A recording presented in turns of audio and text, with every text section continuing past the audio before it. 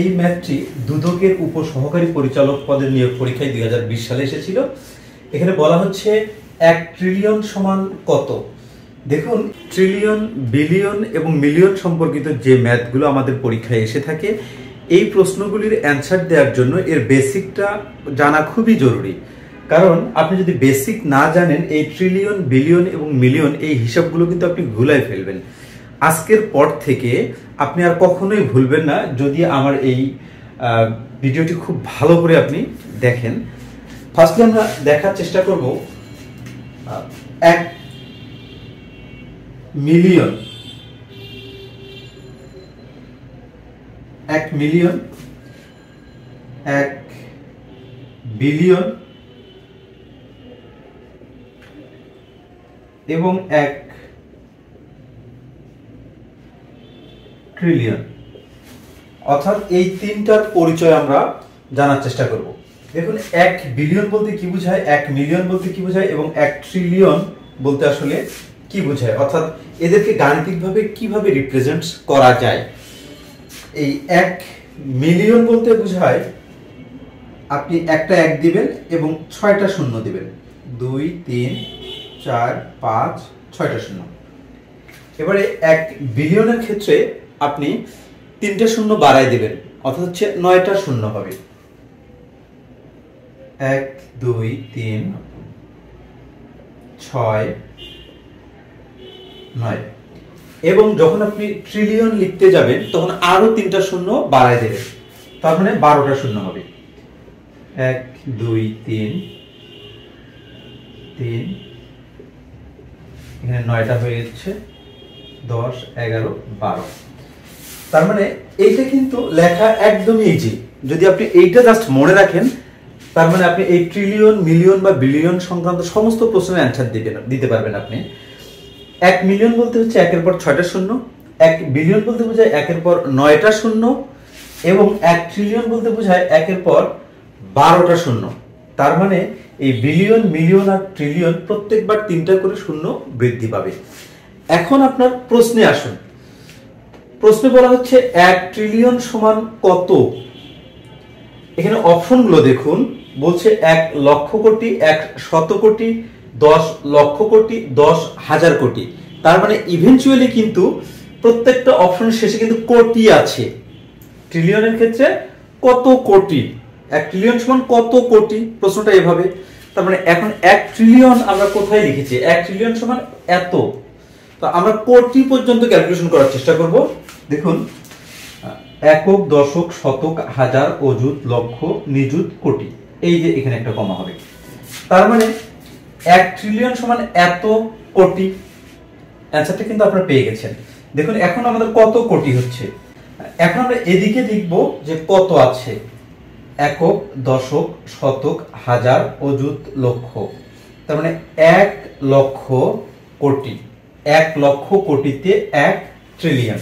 তার মানে এইখানকার অ্যান্সার হচ্ছে আমাদের এই যে মিস্টার ক, 1 লক্ষ কোটি। এখন কিন্তু আপনাকে প্রশ্ন করতে পারে যে এখানে হাজারও থাকতে পারে, যে আসলে কত হাজারে 1 ট্রিলিয়ন হয়, আবার কত লক্ষতে 1 ট্রিলিয়ন হয়, এ ধরনের প্রশ্ন থাকতে পারে। যদি বলা হয় কত লক্ষতে 1 ট্রিলিয়ন হয়, সেক্ষেত্রে আপনি আবার এখানে করবেন কি, কত লক্ষের কথা বলা হচ্ছে প্রশ্নে, তাহলে একক, দশক, শতক, হাজার, অযুত, লক্ষ। তার মানে এই পর্যন্ত এদিকে এত লক্ষতে হচ্ছে 1 ট্রিলিয়ন। তাহলে কত লক্ষতে, আমরা এখানে আসি, একক, দশক, শতক, হাজার, অযুত, লক্ষ, নিযুত, কোটি। তার মানে 1 কোটি লক্ষতে 1 ট্রিলিয়ন। এভাবে আপনারা হিসাব করে কিন্তু বের করতে পারবেন। সিমিলার ক্যাটাগরিতে বিলিয়নের ক্ষেত্রে যদি আসে, বলা হয় যে কত কোটিতে 1 বিলিয়ন, আপনারা জাস্ট এটা লিখবেন, লেখার পর একক, দশক, শতক, হাজার, অযুত, লক্ষ, নিযুত, কোটি। তার মানে এই যে বোঝা যাচ্ছে যে 100 কোটিতে 1 বিলিয়ন। আবার যদি বলা কত লক্ষে 1 বিলিয়ন, তাহলে আবার আপনি এখান থেকে লক্ষ পর্যন্ত ক্যালকুলেশন করবেন, একক, দশক, শতক, হাজার, অযুত, লক্ষ, এই পর্যন্ত আসলেন। এখন হচ্ছে কত আসে এখানে, একক, দশক, শতক, হাজার, তার মানে 10,000 লক্ষে হচ্ছে 1 বিলিয়ন। এভাবে আপনার মিলিয়ন থেকেও কিন্তু প্রশ্ন আসতে পারে যে হচ্ছে কত লক্ষে 1 মিলিয়ন। আবার এখানে গুনবেন একক, দশক, শতক, হাজার, অযুত, লক্ষ, তার মানে হচ্ছে 10 লক্ষ সমান 1 মিলিয়ন। আপনারা কিন্তু বলতে পারে যে কত হাজারে 1 মিলিয়ন, তার মানে আপনি আবার হাজার পর্যন্ত ক্যালকুলেশন করবেন, একক, দশক, শতক, হাজার। ওকে, তার মানে এখানে বোঝা যাচ্ছে যে 1000 হাজারে 1 মিলিয়ন। ওকে, এই ছিল মূলত ট্রিলিয়ন, বিলিয়ন এবং মিলিয়নের যে ক্যালকুলেশনগুলো। যদি আপনি এই সিস্টেমটা মনে রাখেন যে বিলিয়ন আপনি কিভাবে লিখবেন, মিলিয়ন আপনি কিভাবে লিখবেন এবং ট্রিলিয়ন আপনি কিভাবে লিখবেন, আপনাকে এটা বুঝতে হবে। 1 মিলিয়ন সমান হচ্ছে 6টা শূন্য, 1 বিলিয়ন সমান হচ্ছে 9টা শূন্য এবং 1 ট্রিলিয়ন সমান হচ্ছে 12টা শূন্য। শুধু এইটুকু মনে রাখলেই আপনি এই ধরনের সকল প্রশ্নের অ্যান্সার করতে পারবেন। এরপরে আমরা 14 নম্বর কোশ্চেনে যদি আসি, এই কোশ্চেনটিতে দেখুন, এই কোশ্চেনে বলা হচ্ছে যে 1 হেক্টর জমি বলতে কি বোঝায় বা কত বর্গ মিটার, অর্থাৎ এই হেক্টরকে আপনাকে হচ্ছে বর্গ মিটারে ক্যালকুলেশন করতে হবে। তার আগে একটু বলে নিই, আপনারা শুধু খাদ্য অধিদপ্তর না, যে কোনো অধিদপ্তর, মন্ত্রণালয়, শিক্ষক নিবন্ধন বা প্রাইমারি যে পরীক্ষাতেই যান না কেন, আপনার কিন্তু এই ম্যাথমেটিক্সের মুখস্থ পার্ট থেকে 2টা থেকে 3টা কোশ্চেন অবশ্যই আসে এবং যদি কখনো না আসে তারপরে একটা কোশ্চেন আসে। সুতরাং আমাদের কিন্তু এই যে মুখস্থ পার্টের যে অংশগুলো যদি আমরা টেকনিক্যালি একটু বোঝার চেষ্টা করি বা বুঝে বুঝে যদি একটু পড়ি তাহলে কিন্তু ইজিলি এগুলো মনে থাকবে। তো আমরা এই প্রশ্নে আসি, হেক্টর থেকে আপনার বর্গ মিটারে আসতে হবে। তাহলে হেক্টর থেকে বর্গ মিটারের যে ক্যালকুলেশন, সেটাতে আমরা জানি যে 100 বর্গ মিটার, আমরা জানি যে 100 বর্গ মিটার, 100 বর্গ মিটার সমান 1 এওর, 1 এওর। আবার 100 এওর, 100 এওর সমান হেক্টর। দেখুন আমরা কিন্তু এইখান থেকে আসলে অ্যান্সারটা ইজিলি পাই। বলছে যে 1 হেক্টর জমি বলতে আসলে কত বর্গ মিটার সেটা কথা বলা হচ্ছে। আমরা জানি যে 100 বর্গ মিটার সমান হচ্ছে 1 এওর, আবার 100 এওর সমান 1 হেক্টর। তার মানে আপনি যদি এই হেক্টর থেকে এই বর্গ মিটারে আসতে চান, সেক্ষেত্রে এই 100 আর এই 100 কি করতে হয়, গুণ করতে হয়। কারণ এই যে ফর্মুলাটা বা এই যে সিস্টেমটা, এটা কিন্তু আমরা আগে থেকেই জানি, যেমন কিলাইয়া হাকাইয়া ডাকাত মারলে দেশে শান্তি মিলিবে, এই ধরনের যে ক্যালকুলেশনটা ছিল ওখান থেকে কিন্তু আমরা এটা শিখে আসছি। বেসিক লেকচারগুলোতে আলোচনা করা আছে, আপনারা ওখান থেকে দেখে নেবেন। তার মানে এই 1 হেক্টর সমান এই 100 আর 100 যদি আপনি গুণন করেন, একটা 1 এবং 4টা শূন্য আপনি পাবেন, এত হেক্টর। 1 হেক্টর সমান সমান হচ্ছে তাহলে এত বর্গ মিটার সমান হচ্ছে 1 হেক্টর।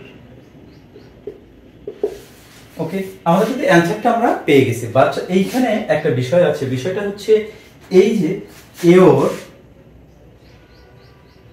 এওর এবং একর, এই দুইটা শব্দ কি আসলে একই প্রকাশ করে নাকি আলাদা জিনিস? অবশ্যই আলাদা জিনিস। আমরা অনেক সময় কিন্তু এটা ভুলাই ফেলি যে এওর আর একর একই নাকি আসলে আলাদা। এই যে 1 এওর সমান সমান 0.02471 এত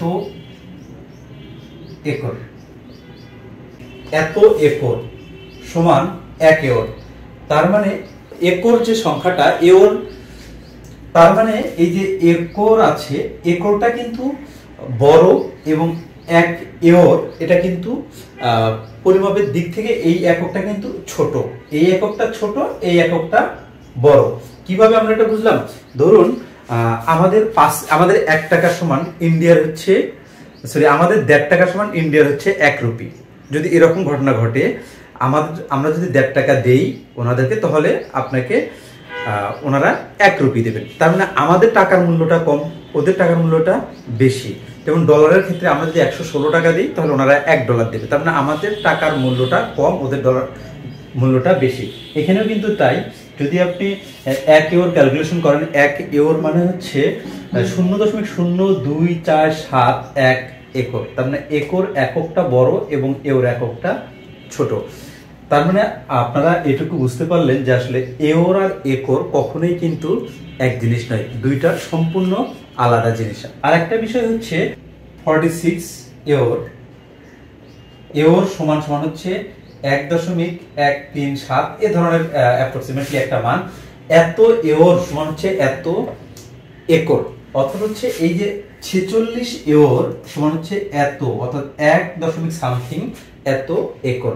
তার মানে এই এওর যে মানে পরিমাপটা বা এই যে এককটা, এটা কিন্তু একরের চেয়ে অনেক কম। আর এওর আর একর দুইটা সম্পূর্ণ আলাদা জিনিস এবং দুইটাই আসলে এই জমির পরিমাপগুলোতে আমাদের লাগে।